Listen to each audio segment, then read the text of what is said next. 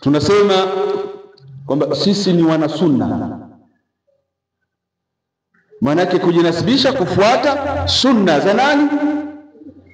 Asikwambie mtu. Huwezi kuzikamilisha zote, na kule kusema sisi ni wana sunna au mimi ni mwana sunna hakumaanishi kwamba zote unazo umezikamilisha. Wewe huwezi kuwa mtume unaposema mimi mwana sunna, si ndio? Ni vizuri kujinasibisha, maana yake kufuata sunna za nani ilivyo. Ni kila siku utakuwa leo umechukua sunna hii, kesho unachukua sunna ile, ni hivyo. Tupo jamaa? Kwa sababu ni yeye peke yake ndo al-insan al-kamil, mwanadamu aliyekamilika ni yeye peke yake. Yeye ndo wa kufuatwa, yeye ndo ruwaza njema. Kwa hiyo ni kila siku kujitahidi kuongeza yale ambayo aliyoelekeza Mtume Muhammad sallallahu, lakini huwezi kuyamaliza kwa siku moja. Yeye katika watu wote, yeye ndio mkamilifu wa umbo na tabia. Ni yeye tupo mkamilifu wa umbo na tabia na nani? Ni yeye peke yake. Yeye peke yake. Kumwelezea Mtume Muhammad sallallahu alaihi wasallam huwezi kumaliza, hamaliziki kuelezea shamaili zake, kuelezea dalail zake, kuelezea fadhail zake. Mtume ni mwingi. Kinachotakiwa kwetu kwanza ni kujitahidi kumpenda Mtume Muhammad. Tumpende Mtume Muhammad. Kumpenda, ukimpenda mtu utamtii. Ukimpenda kwa dhati utamtii. Mimi na wewe ushahidi huu tunao. Hivi yule mtu anayekupenda na wewe ukawa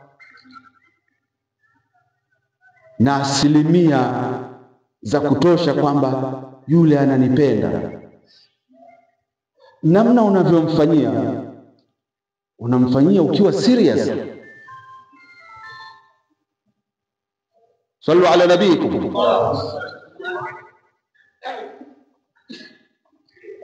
Ukiagizwa na yule umpendaye, utajitahidi kutekeleza agizo lake. Tupo jamaa? Kwa hiyo tuna matatizo bado. Mahaba hayajatuingia sawa sawa ya kumpenda nani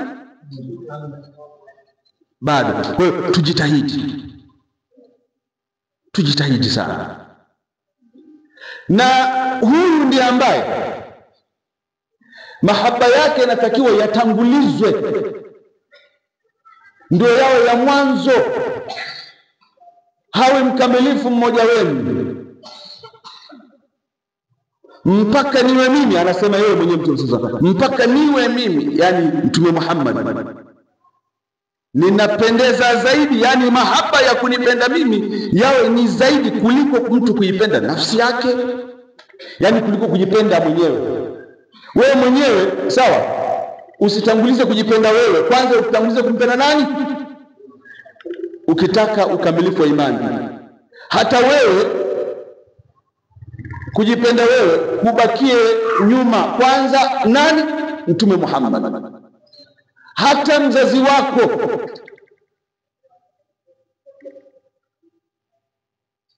usitangulize mapenzi ya kumpenda mzazi wako, kwanza ni Mtume Muhammad. Hata mtoto wako usitangulize kumpenda mtoto wako, kwanza nani? Lakini watu wote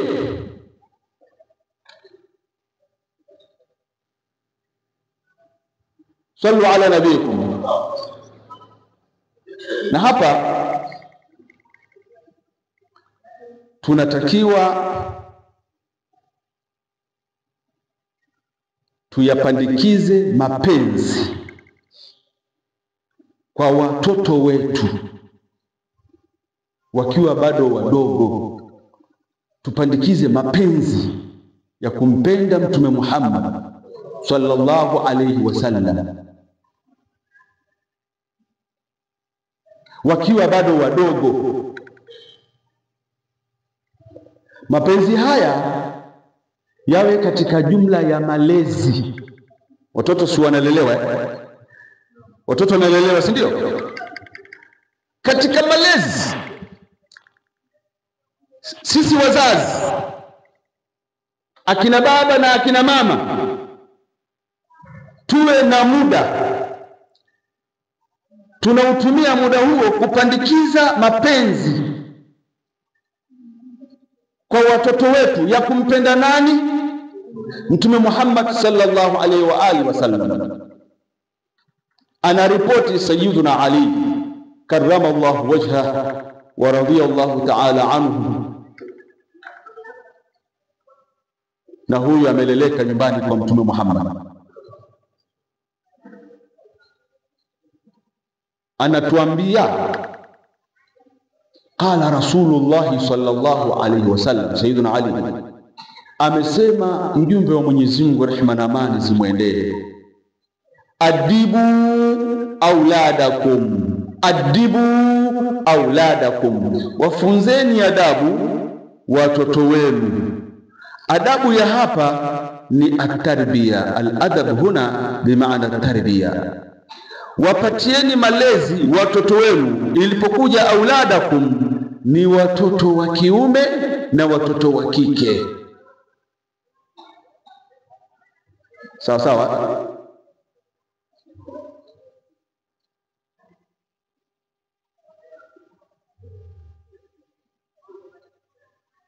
Watoto wenu wa kike na wa kike, watoto wenu wa kiume na wa kike wanaingia hapa katika auladakum. Adibu auladakum, wapatieni malezi watoto wenu wa kiume na wa kike, ala thalatha khiswal, juu ya mambo mangapi? Matatu. Na hapa haya mambo ya khiswal, khasla, ni jambo ambalo ukimpatia huyo unempatia liingie katika tabia yake, iwe ni katika sehemu ya tabia yake. Mtu akiwa na tabia fulani anaelezewa kwamba ana khasla, yani kitu kiko ndani ya tabia yake. Kwa hiyo haya mambo matatu khiswal haya, yani tuyawekeze kwa watoto wa kiume na wa kike, yawe ni katika sehemu ya tabia, wainukie na tabia hizo. Jambo la kwanza, hubbi nabiyikum, kumpenda mtume wenu, kumpenda mtume wenu. Je, muda huo tunao? Tunapokaa na watoto wetu,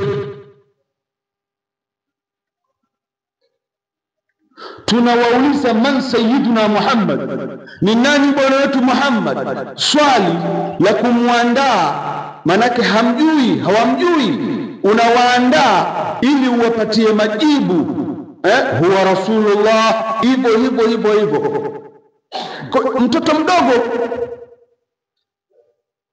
awe anainukia na kumpenda Mtume Muhammad sallallahu alaihi wa alihi. Hili ni jambo ametuelekeza Mtume sallallahu alaihi wasallam, hubbi nabiyikum, kumpenda mtume wenu. Jambo la pili, wa hubbi ali baitihi, na kuwapenda watu wa karibu, kuwapenda watu wa karibu wa nyumbani kwake ni jambo muhimu sana. Ndio hawa masharifu,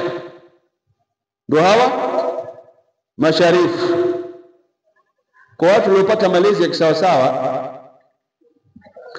hawapati tabu wakiwaona mashekhe wanawatanguliza masharifu, hawapati tabu sababu hao ni ali wa hubbi ali baitihi, hawapati tabu. Ambao hawakupata malezi hayo sawa, kwani sharifu nani? Kwani si mtu tu? Hawa nao sasa wamezidi hao.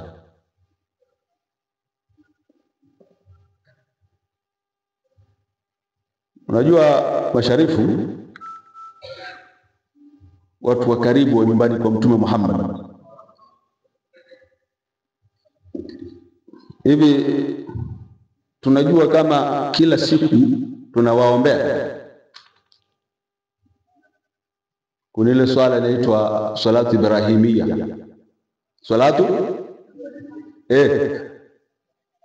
wewe unamchukia, unampiga vita, alafu kila siku unasema Allahumma salli ala sayyidina Muhammad wa ala ali sayyidina Muhammad. Alafu unasema sharifu nani? Na kila siku Allahumma salli ala sayyidina Muhammad wa ala ali. Unasema vitu vijui, ndio maana kusema ala ali ndio hao sharifu unasema Allahumma salli ala sayyidina Muhammad wa ala ali sayyidina Muhammad kama sallaita ala sayyidina Ibrahim wa ala ali sayyidina. Kiswali swala ya sunna hiyo utakutana nayo, kiswali swala ya fardhi hiyo utakutana nayo.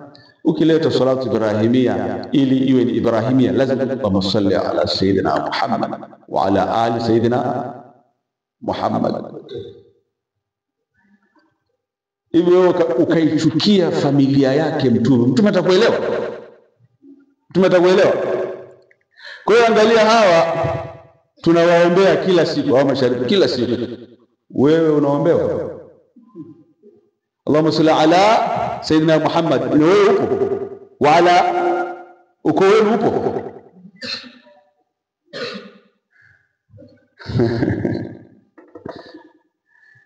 Kwa hiyo tunatakiwa masharifu sisi tuwaache hivyo hivyo, sawa? Kizazi cha bwana mtume tuwe na adabu, tuwe na heshima, tuwaache hivyo hivyo. Wakati wana ibada zao unasikia wao wenyewe, alafu sisi wenyewe kila siku Allahumma salli ala sayyidina Muhammad wa ala ali. Hii ni kuonyesha kwamba watu wanaombewa na ulimwengu mzima. Asilimia hata nimchukie itasaidia nini? Wewe peke yako, watu wote za sallallahu alayhi wa Muhammad wa ala ali sayyidina sallu ala nabiyikum. Watoto wetu tuwafundishe, na mafundisho haya ni katika sehemu ya malezi. Wawapende masharifu, sallu ala nabiyikum, wawapende masharifu. Sharifu akiingia hapo nyumbani, wewe baba unampenda sharifu, mke wako anampenda sharifu, na watoto wale pia wote wanapata furaha kwamba hapa kaingia albaiti rasulillah. Ukiwapenda mtume atakupenda. Mtume hawezi kukupenda ukawachukia, sawa, watu wa nyumbani kwake. Wewe mtu unayempenda alafu kuna mtu mwingine anamchukia, hapo itakaje? Utaelewana naye? Jambo la tatu katika malezi, wa qira'atil Qur'an, na kusoma Qur'an. Kuwasimamia watoto wetu wa kiume na wa kike kusoma Qur'an. Haya ni maelekezo ya Mtume Muhammad katika malezi tukayapatia watoto wetu, kusoma Qur'ani, kusoma Qur'ani. Halafu leo tunadharau madrasa ya Qur'ani. Panaposomeshwa Qur'ani tunapadharau. Madrasa hatuipi nafasi yake na umuhimu wake. Ndio kusema maustadhi, walimu wanaonekana ni watu wa kawaida fulani hivi, si watu muhimu. Ni makosa makubwa. Watu ambao wanafanya kazi aliyoelekeza Bwana Mtume Muhammad, kazi ya kutoa malezi, yani kule kusomesha Qur'ani ni katika malezi ambayo Mtume anataka tuwapatie watoto wetu. Sasa wanaofanya kazi hiyo leo sisi tunawadharau.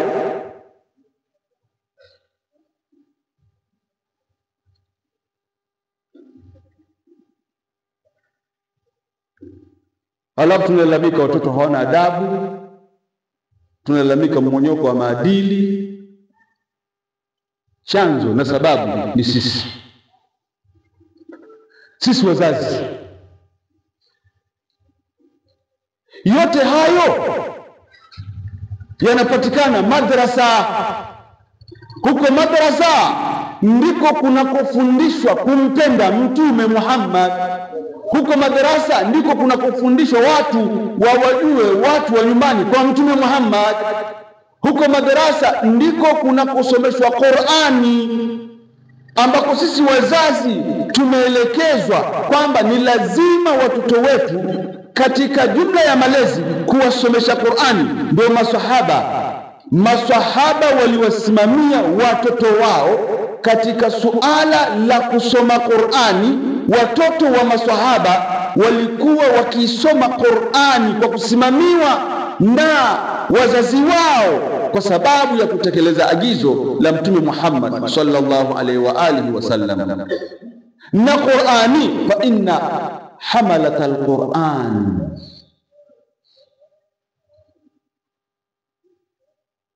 ikiwa tutawasimamia watoto wetu wa tilawatil Qur'an, kuisoma Qur'an, fa inna hamalatal Qur'an, hakika kuibeba Qur'an, kuibeba uingize yote, ule usomaji wa mtu kujifundisha, ajue kuitamka ile Qur'ani, halafu akafundishwa tafsiri, akafundishwa maana yake, halafu akaambiwa tunajifundisha nini katika aya hii, tunachukua mazingatio gani katika aya hii. Akawa mtu anaiishi ile Qur'ani.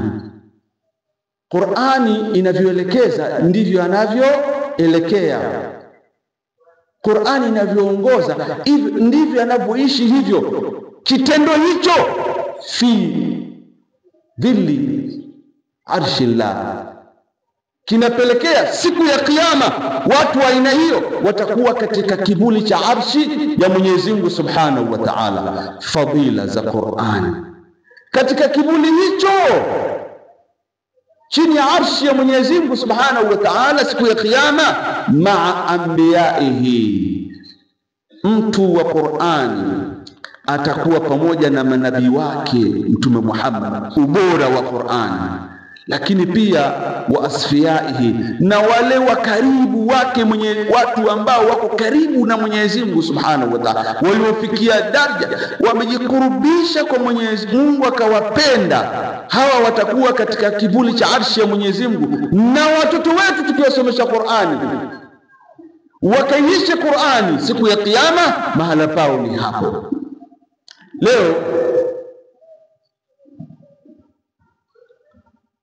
ihtimamu ya madrasa haipo, na wakati ihtimamu ya madrasa haipo, kumetokezea na watu, mimi binafsi siwaungi mkono, wametokezea watu wanawaona hawa walimu wa madrasa hawana wanachokifanya, na wanawaona hawa walimu wa madrasa wamepitwa na wakati. Kwa hiyo wamekuja na mfumo. Sawa, mfumo gani? kwamba wamekuja na mfumo rahisi.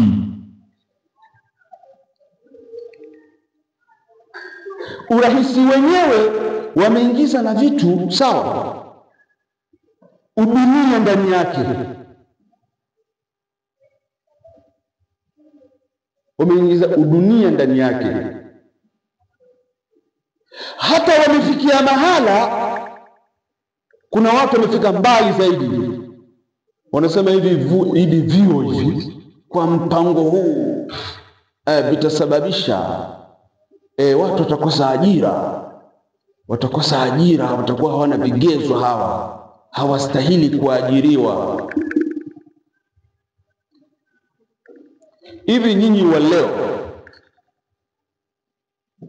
mnaelewa zaidi kuliko waliotangulia? Hamsikii leo katika watu wakilalamikia mmonyoko wa maadili, nasema wazazi wetu mababu zetu hawakuwa hivi. Mababu zetu hawakuwa hivi, si ndio? Hivyo mashehe zetu waliotangulia tumeiacha misingi yao, tumeziacha taratibu zao. Mashehe zetu waliotangulia wao walifundisha dini kweli kweli. Hima yao ilikuwa ni watu kuijua dini na dunia yao ipelekwe kwa misingi ya dini. Leo mnaleta fikra katika madrasa zetu za dunia, bal tu'thiruna alhayata ad-dunya wal akhiratu khairu wa abqa. Hii habari ya kusema ajira, mnaimba ajira. Mnaona walimu wetu ni washamba wa Qur'ani wanaohangaikia watu kumwelekea Mwenyezi Mungu Subhanahu wa Ta'ala. Mimi siwaungi mkono,